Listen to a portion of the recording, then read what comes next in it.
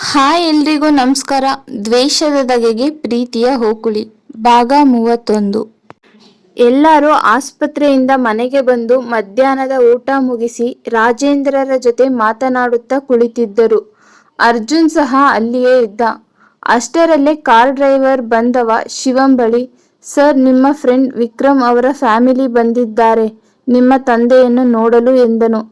ಅಷ್ಟರಲ್ಲೇ ವಿಕ್ರಮ್ ತಂದೆ, ಅವನ ತಾಯಿ, ವಿಕ್ರಮ್ ಎಲ್ಲರೂ ರಾಜೇಂದ್ರರು ಇರುವ ರೂಮಿಗೆ ಬಂದಿದ್ದರು.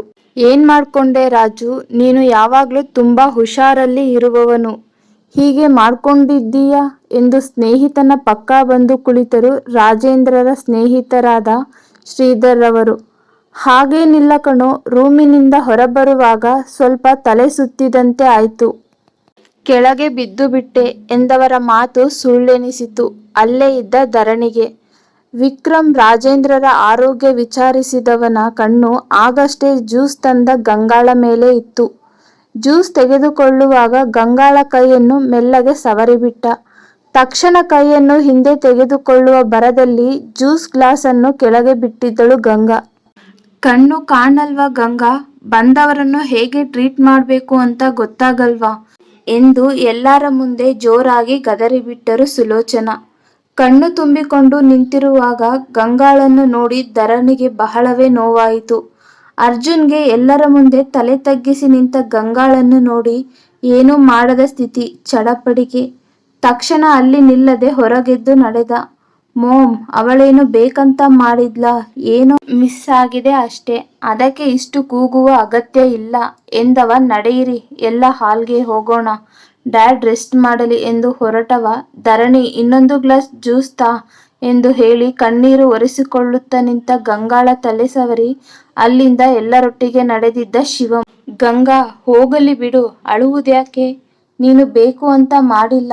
ಸುಲೋಚನೆಗೆ ಮುಂಗೋಪ, ಮತ್ತೆ ಅವಳೇ ಬಂದು ಮಾತನಾಡಿಸುತ್ತಾಳೆ, ಹೋಗು, ಬೇರೆ ಯಾರನ್ನಾದರೂ ಕರೆದು ಇದನ್ನು ಕ್ಲೀನ್ ಮಾಡಿಸು ಎಂದು ಸಮಾಧಾನ ಹೇಳಿದರು ರಾಜೇಂದ್ರ. ಧರಣಿ ಗಂಗಾಳ ಕೈ ಹಿಡಿದು ಅಡುಗೆ ಮನೆ ಕಡೆ ನಡೆದಳು. ವಿಕ್ರಮ್ಗೆ ಮಾತ್ರ ಬಹಳ ಖುಷಿಯಾಗಿತ್ತು. ಏನೇ ಹೇಳಿ ಆಂಟಿ, ನಿಮ್ಮ ಮನೆಯಲ್ಲಿ ಕೆಲಸದವರಿಗೆ ಕೊಟ್ಟ ಸಲಿಗೆ ಜಾಸ್ತಿ ಆಯಿತು, ಸ್ವಲ್ಪವೂ ಭಯ ಇಲ್ಲ ಎಂದ ವಿಕ್ರಮ್ ಅಣಕಿಸುವಂತೆ.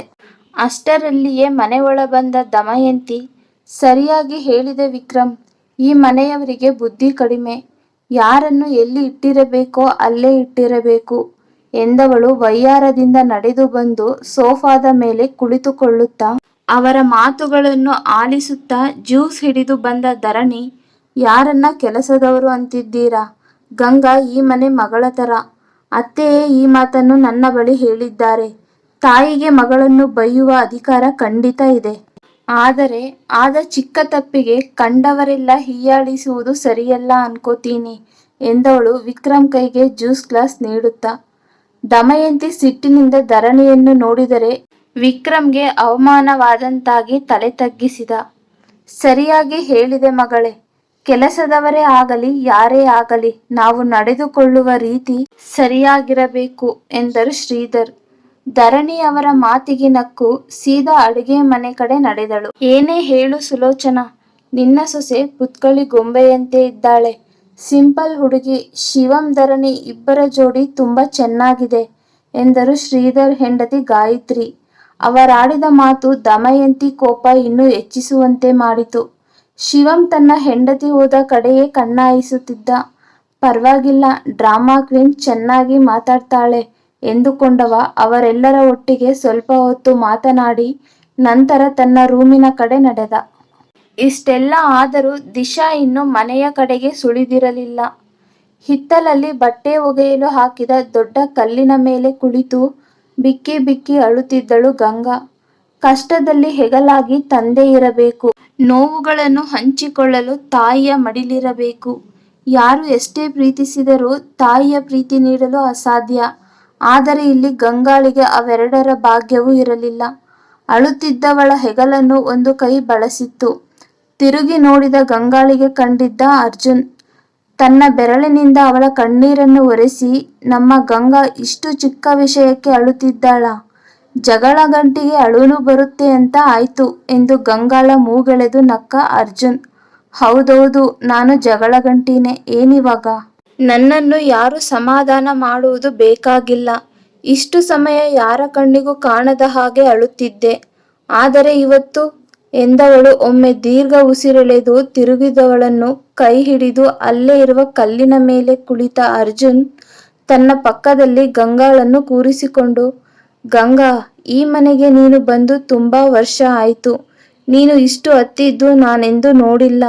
ನಿಜ ಹೇಳು, ಏನಾಯ್ತು ಎಂದು ಗಂಗಾಳ ಕಣ್ಣಲ್ಲಿ ಕಣ್ಣಿಟ್ಟು ಕೇಳಿದ.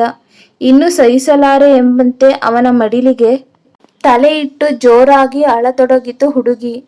ಅತ್ತು ಅವಳ ಮನಸ್ಸು ಹಗುರವಾಗಲಿ ಎಂದು ಅವಳ ತಲೆ ಸವರುತ್ತಾ ಗಂಗಾಳ ಕಣ್ಣೀರಿಗೆ ಕಾರಣ ತಿಳಿಯದೆ ಸುಮ್ಮನೆ ಕುಳಿತ. ಗಂಗಾಳನ್ನು ಹುಡುಕಿಕೊಂಡು ಬಂದ ಧರಣಿ ಅರ್ಜುನ್ ಹಾಗೂ ಗಂಗಾಳನ್ನು ಒಟ್ಟಿಗೆ ನೋಡಿ ಮನದಲ್ಲೇ ಏನೋ ಲೆಕ್ಕ ಹಾಕುತ್ತಾ ಮನೆಗೆ ಹಿಂದಿರುಗಿದಳು. ಅತ್ತು ಮನಸ್ಸು ಸ್ವಲ್ಪ ಹಗುರಾದ ನಂತರ ಎದ್ದು ಕುಳಿತ ಗಂಗಾ, ನನಗೆ ಸಹಿಸಲು ಆಗುತ್ತಿಲ್ಲ. ಶಿವಂ ಅಣ್ಣನ ಫ್ರೆಂಡ್ ವಿಕ್ರಮ್, ಅದು ಅವರು ನಿನ್ನೆ ರೋಡಿನಲ್ಲಿ ಬರುವಾಗ ಎಂದು ಮುಂದೆ ಹೇಳ ಹೊರಟವಳನ್ನು ತಡೆಯಿತು ಇವರ ಕಡೆಯೇ ಬರುತ್ತಿದ್ದ ಶಿವಂನನ್ನು ನೋಡಿ. ತಕ್ಷಣ ಅರ್ಜುನಿಂದ ದೂರ ಸರಿದು ನಿಂತಳು ಗಂಗಾ. ಹೇಳು, ಅವನೇನು ಮಾಡಿದ ಎಂದವ ಮನದಲ್ಲಿ ವಿಕ್ರಮ್ ಗಂಗಾಳನ್ನು ಕಂಡಾಗ ಆಡುವ ರೀತಿ ನೆನಪಾಗಿ ಕೈ ಮುಷ್ಟಿ ಬಿಗಿಯಿತು. ಅರ್ಜುನ್, ಇಲ್ಲೇನು ಮಾಡುತ್ತಿದ್ದೀಯಾ? ನಾನು ನಿನ್ನನ್ನು ಎಲ್ಲ ಕಡೆ ಹುಡುಕಿದೆ. ಬಾ ಹೊರಗೆ, ಸ್ವಲ್ಪ ಕೆಲಸ ಇದೆ, ಹೋಗಿ ಬರೋಣ ಎಂದ ಶಿವಂ. ಗಂಗಾ, ಧರಣಿ ನಿನ್ನ ಕರೆಯುತ್ತಿದ್ದಳು, ನೀನು ಹೋಗು ಎಂದ ಗಂಗಾಳಿಗೆ ಶಿವಂ. ತಲೆಯಾಡಿಸಿದ ಗಂಗಾ ಬೇಗ ಬೇಗ ಮನೆ ಕಡೆ ನಡೆದಳು. ಅವನಿಗೂ ಅರ್ಥವಾಗಿತ್ತು ಅವಳ ನೋವು.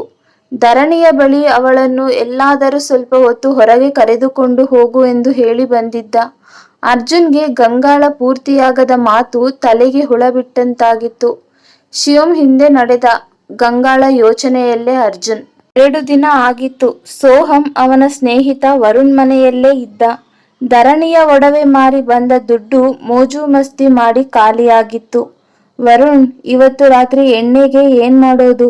ನನ್ ಕೈಯಲ್ಲೊಂದು ನಯಾ ಪೈಸಾ ಇಲ್ಲ ನೋಡು ಎಂದ ಸೋಹಂ. ವರುಣ್ಗೆ ಭಯ ಶುರುವಾಗಿತ್ತು. ಸೋಹಂ, ನೀನು ಮನೆಗೆ ಹೋಗುವುದು ಒಳ್ಳೆಯದು ಕಣೋ. ನನಗೆ ಯಾಕೋ ಭಯ ಆಗ್ತಿದೆ. ನೀನು ಆಫೀಸ್ ಕಡೆಗೂ ಹೋಗಿಲ್ಲ, ಮೊಬೈಲ್ ಬೇರೆ ಕಳ್ಕೊಂಡಿದ್ದೀಯ. ಮೊಬೈಲ್ ಎಲ್ಲಾದರೂ ನಿನ್ನ ಅಣ್ಣನ ಕೈ ಸೇರಿದರೆ ನೀನು ಹೊರದೇಶದಲ್ಲಿ ಮುಚ್ಚಿಟ್ಟು ಬಂದ ಲಾರಾಳ ರಹಸ್ಯವೆಲ್ಲ ಹೊರಬರುತ್ತದೆ ಎಂದ ವರುಣ್. ಹೇ ಹೋಗೋ ಪುಕ್ಲಾ, ನಾನು ನೀನು ಹೋಗಿರುವ ಆ ಜಾಗಕ್ಕೆ ಆ ಶಿವಂ ತಲೆ ಕೂಡ ಹಾಕಿ ಮಲಗಲ್ಲ. ಆ ಮೊಬೈಲ್ ಯಾರ ಕಾಲಡಿ ಬಿದ್ದು ಪುಡಿಯಾಗಿದೆಯೋ ಅಲ್ಲಿರುವವರೆಲ್ಲ ಅದನ್ನೇ ನೋಡ್ತಾ ಕುಳಿತುಕೊಳ್ತಾರಾ ನೀನೊಬ್ಬ ಎಂದ ಸೋಹಂ. ಉದಾಸೀನದಿಂದ ಮೈ ಮುರಿಯುವಾಗಲೇ ವರುಣ್ ಮನೆಯ ಕರೆಗಂಟೆ ಸದ್ದಾಗಿತ್ತು. ಕತೆ ಮುಂದುವರಿಯುವುದು. ಪಲ್ಲವಿಯವರು ಬರೆದಿರುವಂಥ ಈ ಕತೆ ನಿಮ್ಗೆ ಇಷ್ಟ ಆದಲ್ಲಿ ಲೈಕ್ ಮಾಡಿ, ಶೇರ್ ಮಾಡಿ ಹಾಗೂ ನನ್ನ ಚಾನಲ್ನ ಸಬ್ಸ್ಕ್ರೈಬ್ ಮಾಡಿ. ಯಾರೆಲ್ಲ ಇನ್ನೂ ಸಬ್ಸ್ಕ್ರೈಬ್ ಮಾಡ್ದೇನೆ ಕತೆ ಓದ್ತಾ ಇದ್ದೀರೋ ಪ್ಲೀಸ್ ಸಬ್ಸ್ಕ್ರೈಬ್ ಮಾಡ್ಕೊಂಡು ಕತೆ ಓದಿ. ಹಾಗೆ ಕತೆ ಹೇಗಿದೆ ಅಂತ ಕಮೆಂಟ್ ಮೂಲಕ ತಿಳಿಸಿ. Thank you.